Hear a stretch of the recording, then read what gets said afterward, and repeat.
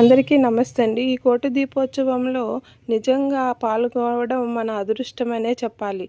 ఇదొక భూ కైలాసం. ఇక్కడ ఎటు చూసినా ఆధ్యాత్మిక విషయాలు, భక్తి భావన ఉప్పొంగుతుంది. ఎన్నో పుణ్యక్షేత్రాల నుంచొచ్చి దర్శనమిస్తున్న దేవతామూర్తులు, ఎంతోమంది పీఠాధిపతులు, ప్రవచనకర్తలు, భక్తి భావాన్ని నింపే ఉపన్యాసాలు ఒకటేమిటి, ఇన్ని అద్భుతాలను మనకి అందిస్తున్న ఆ పుణ్య దంపతులకు నిజంగా శతకోటి కృతజ్ఞతలు. అభిషేక ప్రియుడికి ఎన్నెన్నో అభిషేకాలు, ఎన్నెన్నో పూజలు, ఎన్నెన్నో వింతలు. ఇలాంటివన్నీ చూడడం నిజంగా మన అదృష్టం. ఇలాంటి పుణ్య కార్యక్రమంలో కొంతమంది తెలుసో తెలియక తప్పులు చేస్తున్నారు.